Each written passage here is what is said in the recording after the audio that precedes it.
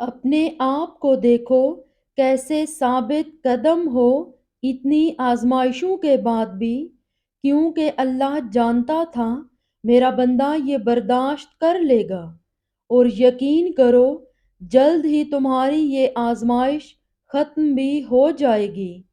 زندگی میں بہت ایسے موقع آئیں گے جہاں تمہیں وہ حالات سمجھ نہیں آ رہے ہوں گے، مگر تم اللہ پر توکل رکھنا اور دعا جاری رکھنا۔ کبھی کبھی جب تمام دروازے بند نظر آتے ہیں، وہیں سے ہی قبولیت کے دروازے بھی کھلنے ہوتے ہیں جن کا تم نے تصور بھی نہیں کیا ہوتا۔ اللہ کو بہت پسند ہے جب تم اس پر توکل کر کے تمام پریشانیاں بھول جاتے ہو، صبر کرتے ہو۔ یقین کرو وہ پھر تمہیں نوازنے میں دیر نہیں کرتا۔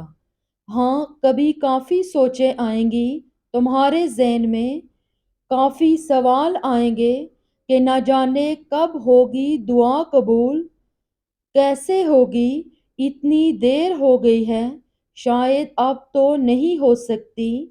ان سب خیالات کو چھوڑ کر بس ایک بار اس شدت کو محسوس کرنا جس شدت سے تم اپنی دعا کو پورا ہوتا دیکھنا چاہتے ہو۔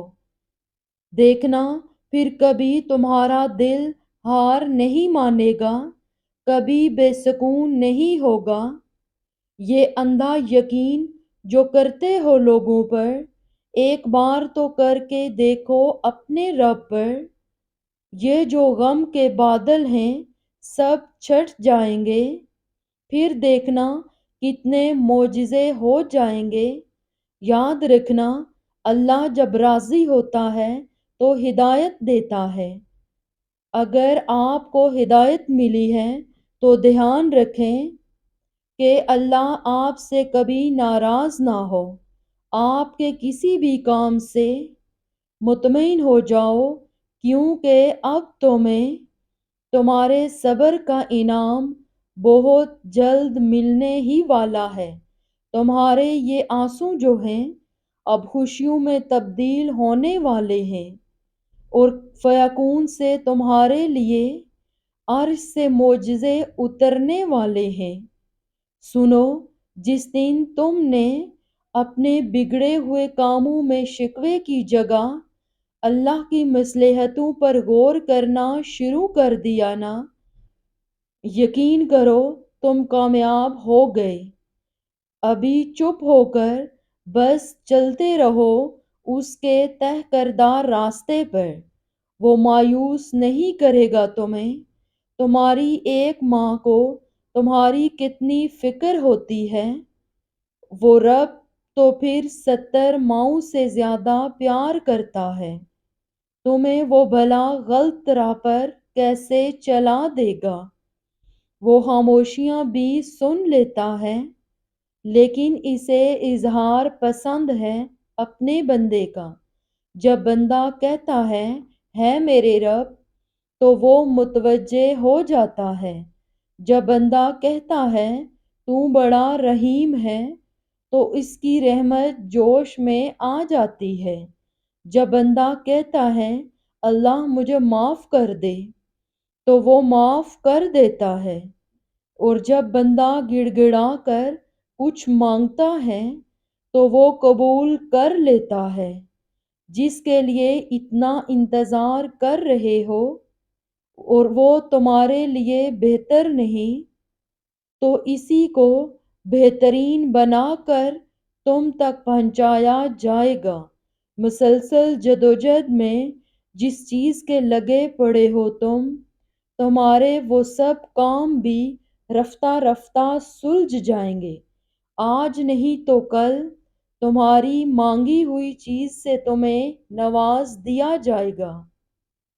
دیر کا مطلب تو یہ ہے کہ تمہارے حق میں خیر کی جا چکی ہے، اور جو راستے اللہ نے تمہارے لیے چنے ہیں ان پر راضی ہو جاؤ، کیونکہ اللہ کی رضا سے بہتر اور کیا ہو سکتا ہے۔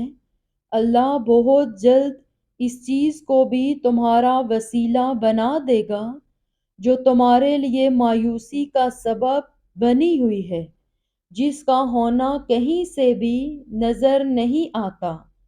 اللہ کی مدد سے وہ کام بھی دیکھتے ہی دیکھتے ہو جاتے ہیں۔ جان لو یہ تمہاری آزمائش ہے، اور اس کے بعد تمہارے لیے وہ سب ہے جسے تم نے ساری زندگی شدت سے چاہا ہے۔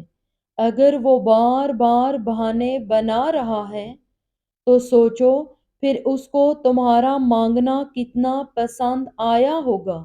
اسے جس کی ایک بار پکار پسند آ جائے وہ اس کی دوسری پکار سننے کے بھی بہانے بنا دیتا ہے۔ ایسا کچھ بھی نہیں جو ہمارے اللہ کی دست قدرت میں نہ ہو۔ تو پھر تم سے یہ کس نے کہہ دیا کہ جو ابھی نہیں ملا ہے وہ پھر کبھی نہیں مل سکتا؟ اور اللہ تب تم تک معجزے لاتا ہے جب تم سب کچھ ختم ہو جانے کے بعد بھی دعا کرتے ہو، اس یقین کے ساتھ کہ اللہ کی دسترس سے باہر تو کچھ بھی نہیں۔ آغاز تلخ ہے تو کیا ہوا، تمہارے رب نے اختتام تمہارے لیے بہت خوبصورت لکھ رکھا ہے۔ تمہارا مقدر تمہاری زندگی نہیں بناتا، تمہارا توکل تمہاری زندگی بناتا ہے۔ تمہارے پاس اب بھی دعا کا اختیار ہے۔ تمہاری کہانی اب بھی ختم نہیں ہوئی۔ تمہاری توفیق ہی تمہاری قبولیت کی سب سے بڑی دلیل ہے۔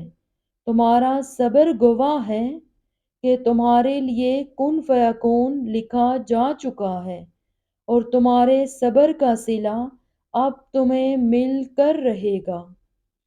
پھر یہ خود سے کیسی ضد لگائے بیٹھے ہو، کیوں آگے نہ بڑھنے کی قسم کھائے بیٹھے ہو، کیوں نصیب کی باتوں میں یقین کو الجھائے بیٹھے ہو، کیوں خود کو اتنا تھکائے بیٹھے ہو؟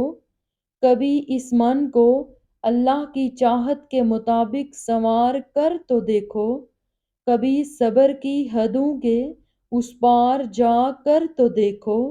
اور تم سے یہ کس نے کہہ دیا کہ جو چھن جائے وہ واپس لوٹایا نہیں جاتا؟ کیا اس نے نہیں سنا یوسف علیہ السلام کا اپنے والد کے پاس واپس لوٹایا جانا، موسیٰ علیہ السلام کا اپنی والدہ کے پاس لوٹایا جانا، ہاجرہ کا ابراہیم علیہ السلام کے پاس واپس لوٹایا جانا، ایوب علیہ السلام تک ان کے بچوں کا واپس لوٹایا جانا؟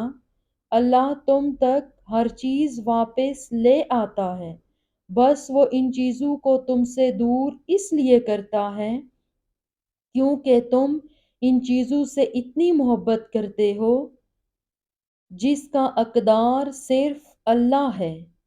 پھر کیا چیز تمہیں اب تک روکے ہوئے ہے؟ اس کے رحم کا پلڑا اس کی آزمائش پر ہمیشہ بھاری رہتا ہے۔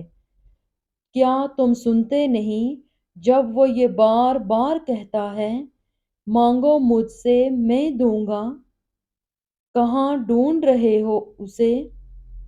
وہ تو تمہارے اس ٹوٹے ہوئے دل میں رہتا ہے، اور جب صبر کرنے والے درد سے اللہ کو پکارتے ہیں تو وہ ان کے دلوں کو ٹھنڈا کر دیتا ہے اور انہیں ہر گھٹن سے آزاد کر دیتا ہے۔ تمہارا کام بس دعا کرنا ہے، اسباب وہ خود بناتا ہے، اور جلد ہی وہ تمہیں یوں خوش کر دے گا کہ تم پھر سے جی اٹھو گے۔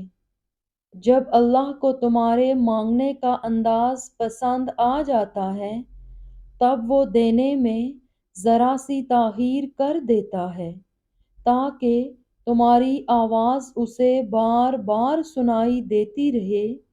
اللہ تمہیں کمزور اس لیے نہیں کرتا تاکہ تمہیں سزا دے سکے، بلکہ وہ تمہیں اس لیے تھکا دیتا ہے تاکہ تم جان سکو کہ تمہاری ساری طاقتیں صرف اللہ کے ساتھ ہیں۔